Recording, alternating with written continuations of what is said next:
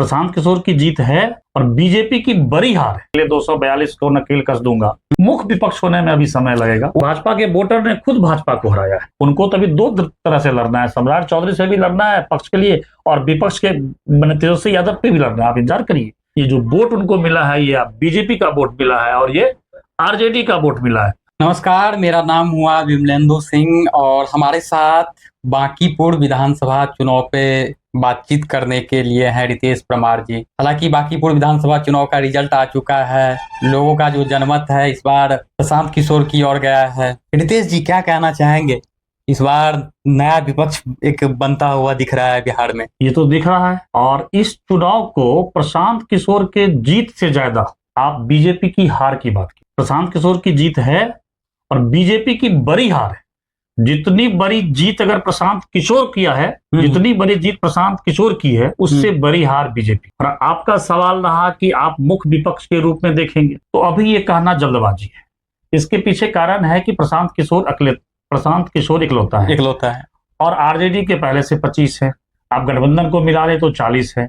और ठीक है, आप वही लाइन दोहरा रहे हैं कि प्रशांत किशोर ने कहा कि मैं अकेले 242 को नकेल कस दूंगा, तो इसको एरोगेंट बोलते हैं। और चुनावी दरमियान में, मतलब चुनावी सभा में लोग ऐसा बोल सकते हैं। प्रशांत किशोर आज तक संवैधानिक पद पे नहीं रहे हैं, पहली बार है। जब विधानसभा जाएंगे तो वहां नकेल नहीं कसा जाता है, वहां काम की बात की जाती है।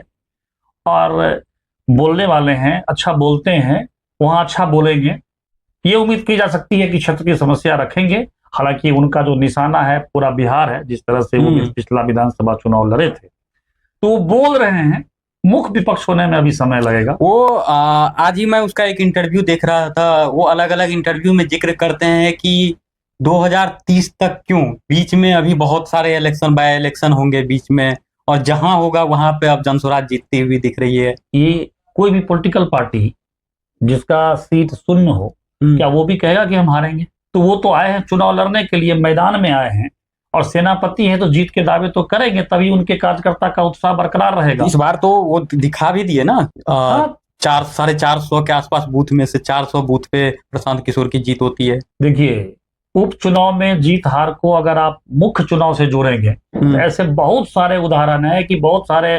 सत्ता जो जिसकी पार्टी की सरकार रही है उपचुनाव में हारे हैं। मैं आपको उदाहरण देता हूं, ठीक इसी तरह की स्थिति बिहार में हुई थी 94 में, जब वैशाली लोकसभा के सीट पर लवली आनंद चुनाव जीते थे। आनंद मोहन की पत्नी जी।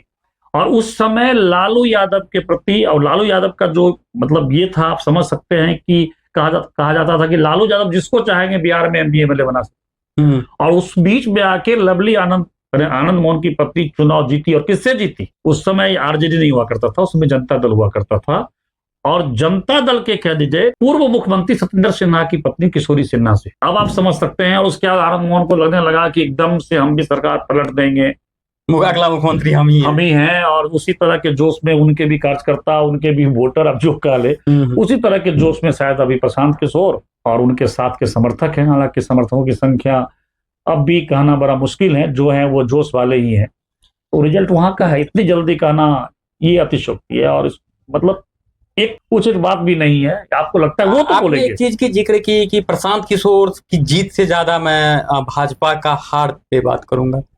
भाजपा लगभग 400 बूथ पे हार गई इस बार चुनाव। मुझे लगता है ये पहली बार ऐसा हुआ है कि भाजपा इतने ज्यादा बूथों पे एक विधानसभा में चुनाव हारी है। इसके पीछे का क्या कारण रहा है? पीछे का कारण है कि सरकार के प्रति गुस्सा, और जैसा कि कहते हैं कि भाजपा वाले को लगने लगा था कि मैं जिसको चाहूंगा वो बन सकता है। और कारण हुआ क्या, अब उसको समझना पड़ेगा कि कुछ सवर्ण समुदाय के लोगों को लगा, जो ईडब्ल्यूएस यूजीसी का जो मैटर है, या बहुत सारे ऐसे मैटर हैं, भरत तिवारी का भी जो एनकाउंटर हुआ वो भी एक मैटर रहा है। एक नीट प्रिपरेशन करती थी छात्रा, उसके बारे में भी। और भाजपा के नेताओं के द्वारा हार हुई है, क्योंकि भाजपा के वोटर ने खुद भाजपा को हराया है। और ये प्रशांत किशोर की जीत मैं उतना इसलिए नहीं कह सकता हूं, आप भी सोच सकते हैं। क्या लगता है कि आरजेडी के जो वोटर अभी प्रशांत किशोर के साथ गए, क्या वो मुख्य चुनाव में रहेंगे? क्या प्रशांत किशोर का जो मुख्य चुनाव में मुकाबला होगा, आरजेडी भी रहे, तो प्रशांत किशोर के अभी के वोटर है वो देंगे क्या? इसके लिए आपको समय लगेगा देखने में। ये कहना मुश्किल है, लेकिन कोई बड़ी बात नहीं है। हाँ बड़ी क्योंकि बात 2010 के बाद सबसे कम वोट परसेंटेज जो रहा है वो इसी बार रहा है, इसी उपचुनाव में। ये कम रहा है, लेकिन बाकी चुनाव, बाकीपुर का चुनाव में यही 35, 40, 42 यही रहा है 4-5 चुनाव से। और भाजपा की हार मैं बता रहा, बड़ी हार है कि दोनों नितिन नवीन यहाँ के राष्ट्रीय अध्यक्ष बने, जो पहले यहाँ से विधायक थे, उनके पिताजी का भी ये सीट रहा है, तो उसकी बड़ी हार तो है। लेकिन ये बहुत ही जल्दबाजी ये कहना है कि प्रशांत किशोर आगे जाके कुछ नया समीकरण पैदा करेंगे, ये सब बहुत जल्दबाजी है। प्रशांत किशोर बार बार सम्राट चौधरी पे हमला करते रहते हैं कि अपराधी को मुख्यमंत्री बना दिया गया है। वो अभी भी जिक्र करते हैं अलग अलग इंटरव्यू में कि हमको यदि भाजपा यदि चाहती है कि अगले बार चुनाव कहीं से जीते तो सीएम पद से पहले इसको हटाए। तो किस पर करेंगे? सम्राट चौधरी पर ही करेंगे। वो भले विधायक का चुनाव जीते हैं, लेकिन अपने को तो वो समझते हैं कि मुख्यमंत्री कैंडिडेट हम, और वो सही जगह पे कह रहे हैं। अगर सम्राट चौधरी पर आक्रमण नहीं करेंगे, आरोप नहीं लगाएंगे, तो आप चर्चा करते क्या?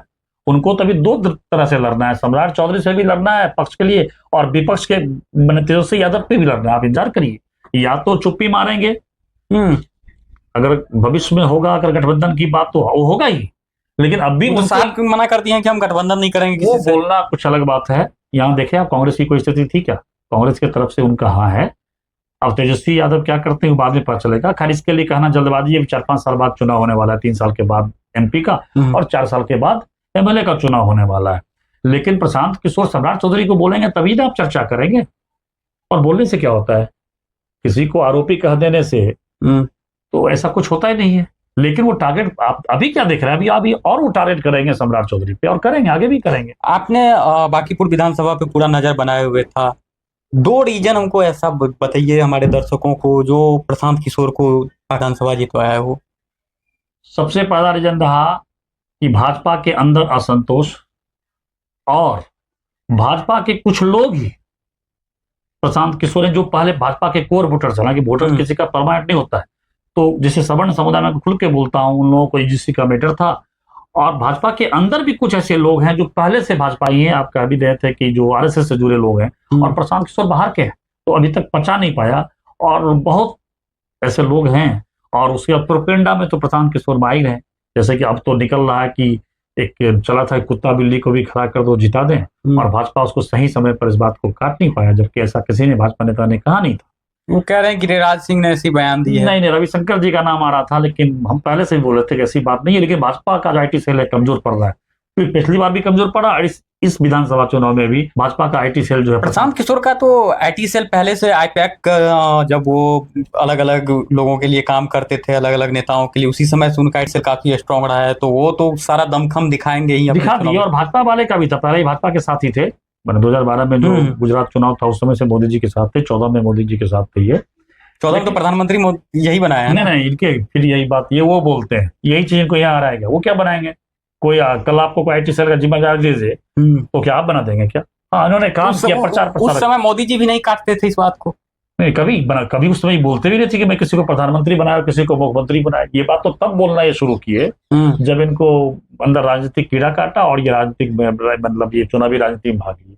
पहले तो इनको बिजनेस करना था, कभी उठा दीजिए एक भी चीज। आज तक ही बोले हो कि मैं मुख्यमंत्री बनाया हूं, प्रधानमंत्री। ये तब से ये बात बोल रहे हैं जब से इन्होंने राजनीतिक यात्रा शुरू की है। पद यात्रा जब इन्होंने मैंने पार्टी बना के मतलब राजनीति में आने का सोचे। एक व्यापारी बोलेगा कि मैं उसको बनाया, स्लोगन लिखने वाले, ये सब बात छोड़िए, ये सब बात है। अभी और बड़ी बड़ी बात बना तो कांग्रेस पार्टी को यूपी भी क्यों नहीं चला? ये सब कोई प्रचार करता है। आप कहेंगे कि आपने तो बोला कि प्रोपेगेंडा के कारण हारा, तो ये भी एक कारण होता है। हो सकता है कि सरकार के, और एंटी इनकम्बेंसी भी होगा, कितने दिनों से भाजपा सरकार में है। अब देखिए धीरे धीरे वहां केंद्र में भी बहुत दिनों हो गए, तो लोग विरोध केंद्र में भी बदल सकते हैं। वो तो आगे चुनाव, 29 के चुनाव, उस समय भी अभी उस पर बोलना मतलब जल्दबाजी है। लेकिन थोड़ा ये तो है कि उन्हीं के जो वोटर हैं कह रहे हैं कि आप देख लीजिए क्या है, कुछ विरोध में तो लोग आते हैं। प्रशांत किशोर के लिए क्या नसीहत दीजिएगा? जैसा करते हैं मेहनत वैसा ही करते रहे, और नेता लोग के करीब आए, और अपने बोली पर जरा ध्यान दें। जिस तरह का इस चुनाव जीतने के बाद भी उनके जो भाषा हुई है मनोज तिवारी के बारे में या औरों के बारे में, उससे बचे। क्योंकि मुझे लगता है कि अभी जीते हुए 5 दिन भी नहीं हुआ है, अभी चुनाव हो जाए तो उनके लिए फिर मुश्किल है। क्योंकि मेरी भी कुछ लोगों से बातचीत हुई है, जिस तरह की भाषा उन्होंने बोला कि पलट तुरंत की बंगलोर बनाएंगे, तो मैंने कहा बनाएंगे नहीं। ब्लूप्रिंट देंगे 20 साल का, भैया ब्लूप्रिंट तो दे देंगे, तो ब्लूप्रिंट क्या वो दे देंगे कि 200 करोड़ रुपया लगा के बांकीपुर का विकास करो, तो क्या पूरा बिहार बचा नहीं है क्या, जिसको लेके घूमेंगे? वो अभी बता सकते हैं। आगे की बात बता दूं यार, कि वो जो ब्लूप्रिंट की बात कर रहे हैं वो लेके आएंगे और कहेंगे ऐसा ऐसा खर्च करें, तो पूरा बिहार जिसको देखना है, बोलने से बहुत चीज नहीं होता है। मैंने सब पैसा बांकीपुर विधानसभा में खर्च उसका कर दे। ब्लूप्रिंट यही है, आप देख लीजिएगा, मैं अभी बोल रहा हूँ, आप देख लीजिएगा। तो प्रशांत किशोर थोड़ा सा अपना जो बोलने पर कंट्रोल करे, क्योंकि मतलब ये जनता के बीच जाता है। और जिस तरह से मनोज के बारे में नचनिया गवनिया जीतने के बाद, तो क्या नाचना गाना खराब है क्या? किसी के प्रोफेसर पर आरोप लगाएंगे? आप मनोज तिवारी पर बोलिए, वो नचनिया थे गवनिया थे, तो क्या नाचना गाना खराब है क्या? ये लोग भी तो कुछ कुछ ऐसा नौटंकी कर देते हैं। अभी बताइए, बीजेपी वाले पवन सिंह को एमएलसी बना दिया, पवन सिंह दारू पी करके स्टेज पे चढ़ जा रहा है। ये अलग मुद्दा है, बीजेपी भुगतान है। आपको क्या लगा? आप जो कारण ढूंढ रहे थे ना, आपने जो कारण पूछा बीजेपी की इतनी बड़ी हार क्यों हुई, ये सब कारण है। ये सब कारण है कि बीजेपी सोच रहा है जो मैं करूंगा, जो मैं प्रयोग करूं सफल हो रहा है, सफल होगा, अभी तक तो हो रहा है। इस तरह के दो चार झटके बीजेपी को लगेंगे। पवन सिंह वाला भी मामला कुछ हद तक मैंने रखा है बांकीपुर विधानसभा में। पवन सिंह का क्या मायने रहेगा? सब देखिए, सरकार के खिलाफ एक गुस्सा था, और जिस गुस्सा का लाभ प्रशांत किशोर को मिला, जिसमें सिर्फ बीजेपी के वोटर नहीं, आरजेडी की वोटर भी इनको वोट दिए, इसलिए प्रशांत किशोर को इस मुगालते में नहीं रहना चाहिए कि उनका ये जो वोट है वो परमानेंट है। ये जो वोट उनको मिला है, ये बीजेपी का वोट मिला है और ये आरजेडी का वोट मिला है। अब इस वोट को अपने पाले में वो कब तक रखते हैं, तो उनको संभल के बोलना पड़ेगा, उनको संभल के काम करना पड़ेगा। वो संवैधानिक पद पे आए हैं, उनको जुबान पे कंट्रोल करना पड़ेगा। नहीं तो जिस तरह से पिछले विधानसभा में 238 लड़के 236 पर जमानत जब्त करवाए थे, तो 2030 के विधानसभा में भी यही अगर नहीं बदले। तो ये थे हमारे साथ रितेश परमार जी। बांकीपुर विधानसभा चुनाव पे बातचीत हो रही थी हम लोगों की। मैं विमलेंदु सिंह, पटना से।